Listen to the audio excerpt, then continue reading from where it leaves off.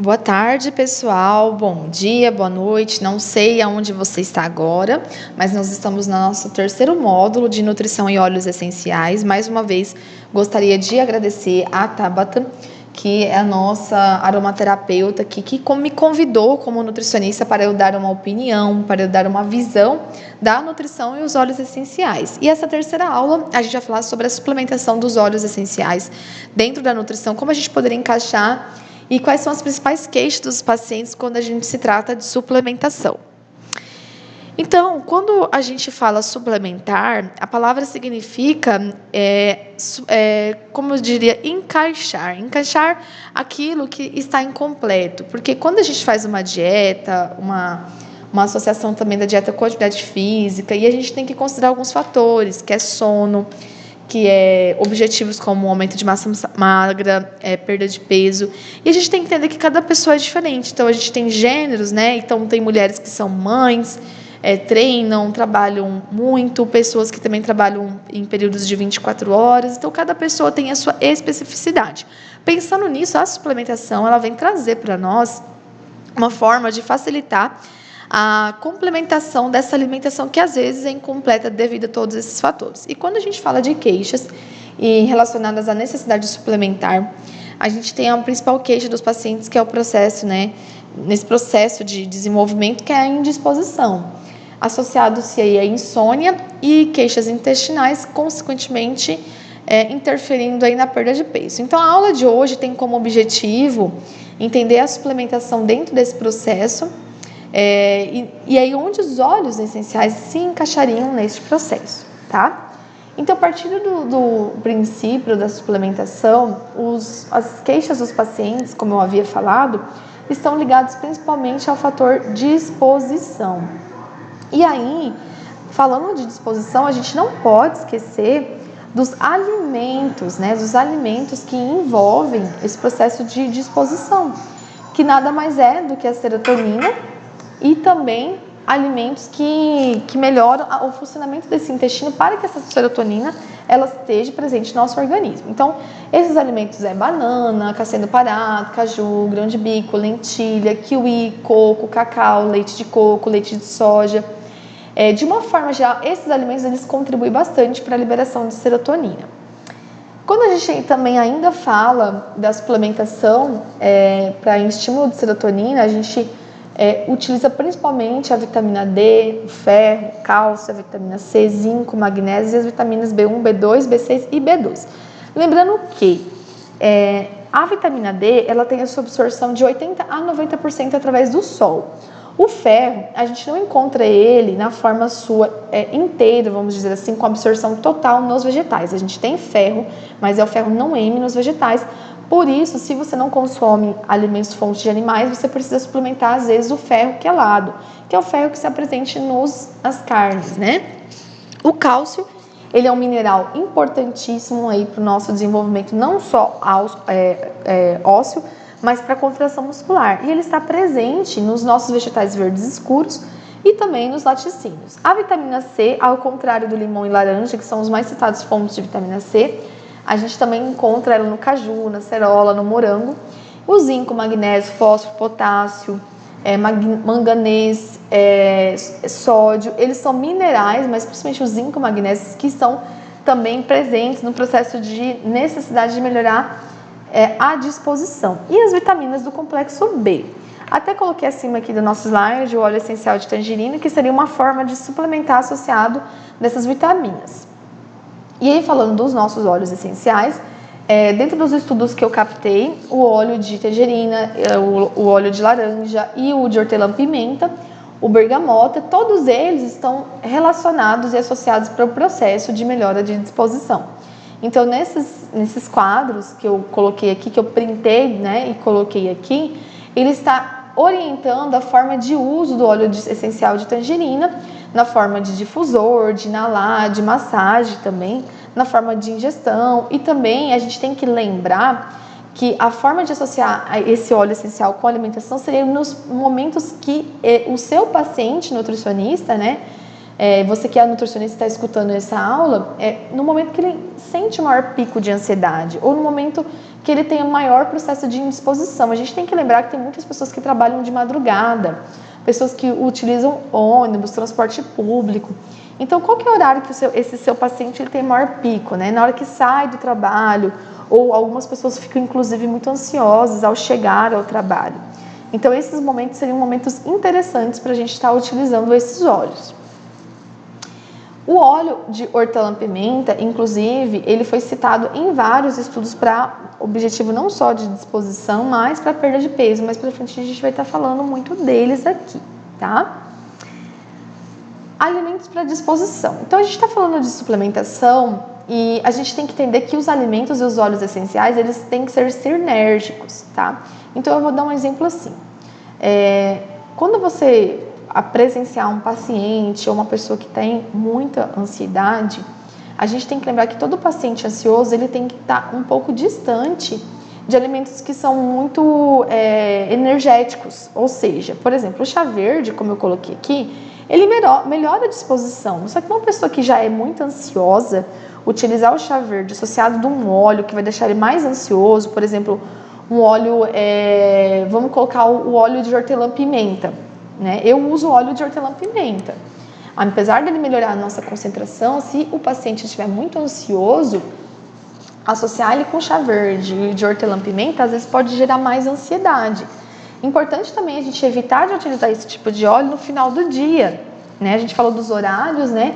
Mas então é melhor iniciar o uso desses óleos e no caso do chá verde, mais no início do dia.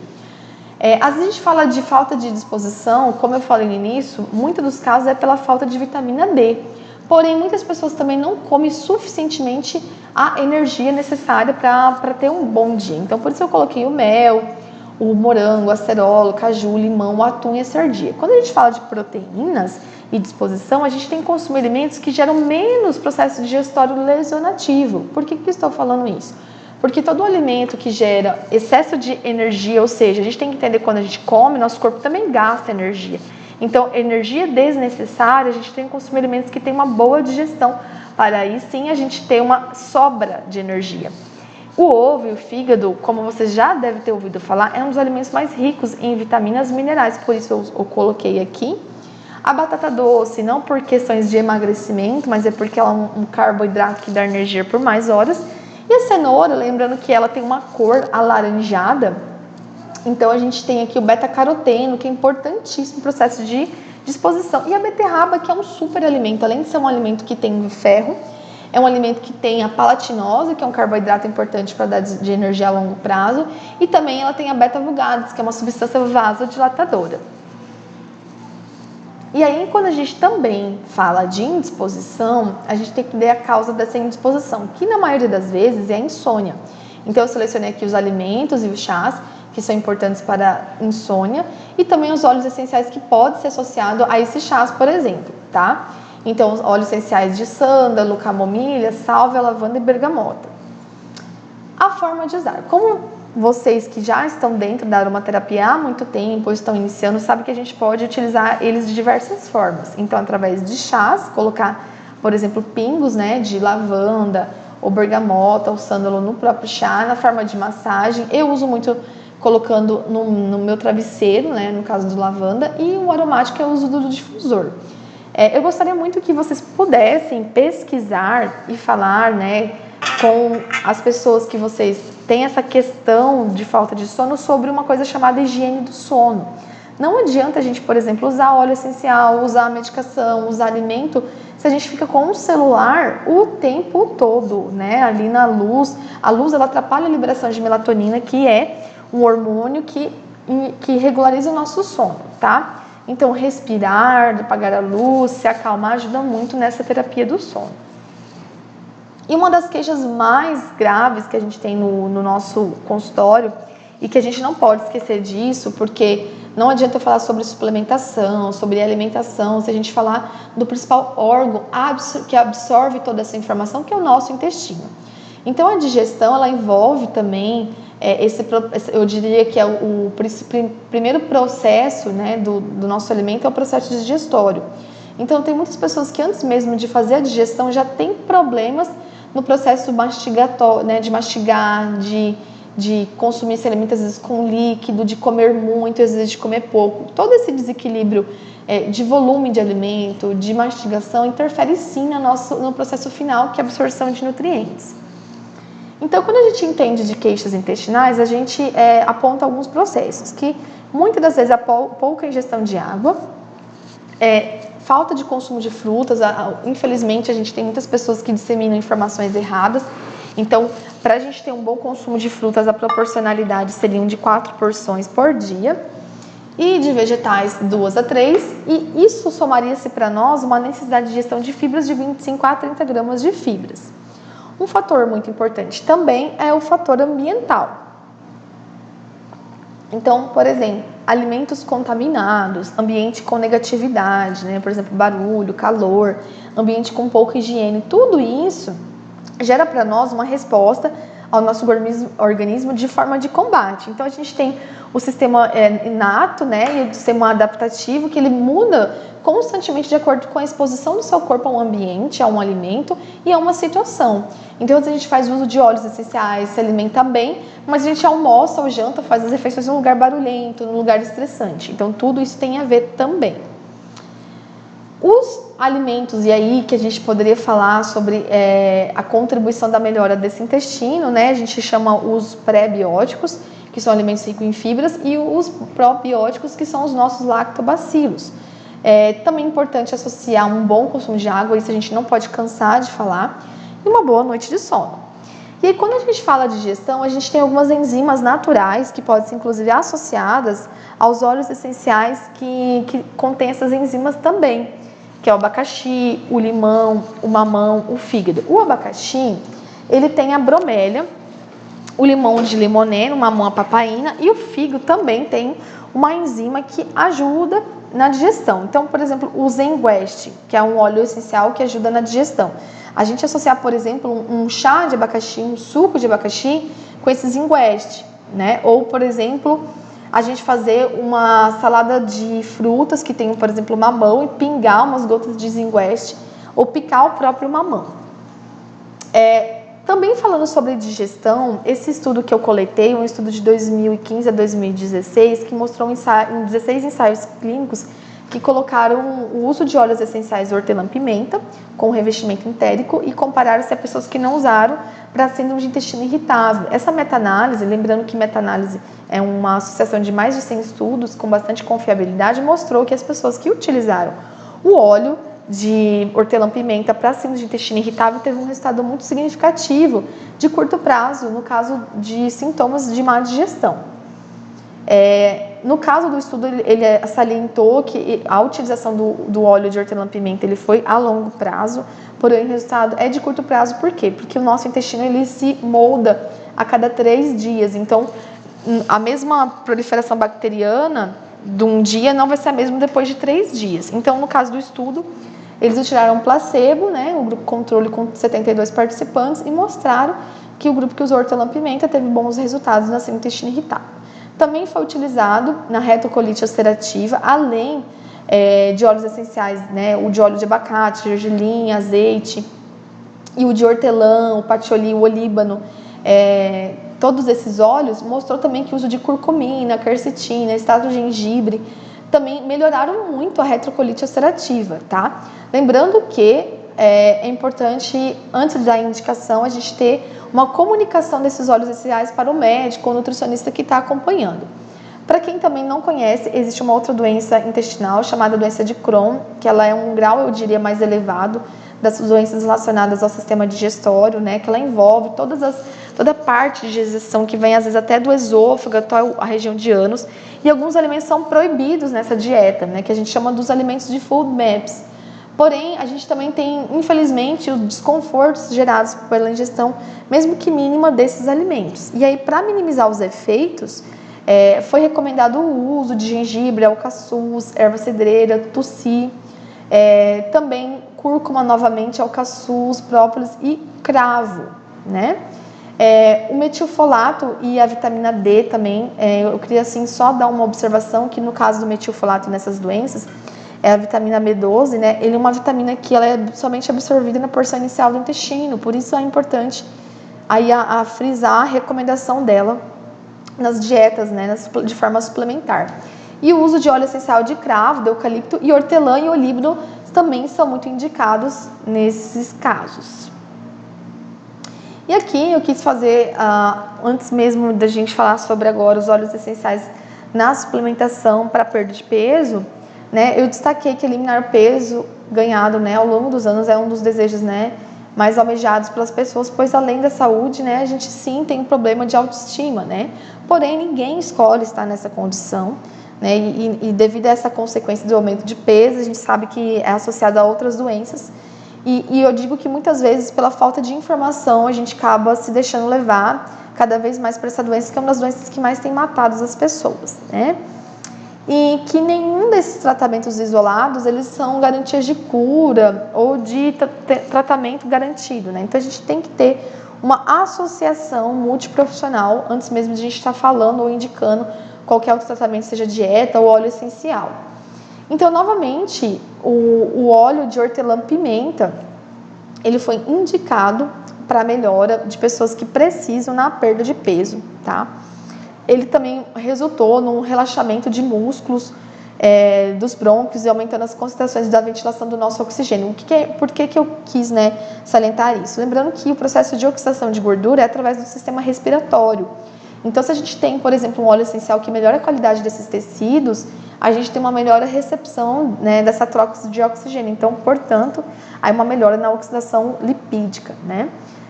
O óleo de hortelã-pimenta também, ele foi indicado para a gente estar utilizando em toalhas, né, no vapor, na essência para acalmar, porque a gente sabe que pessoas que têm problemas de peso, eles têm problemas de picos de ansiedade. Então, isso é uma alternativa, às vezes deixar uma toalhinha dentro da bolsa com óleo essencial no momento de ansiedade, de pico, né? E também foi recomendado utilizar na escova de dente. Eu dou uma dica também para aquelas pessoas que têm vontade de comer doce, almoça e às vezes escova o dente, porque aí às vezes você escovando o dente, você não tem tanta vontade de comer doce. Não que está proibido de comer doce, mas se isso realmente é um problema para você, segue essa sugestão.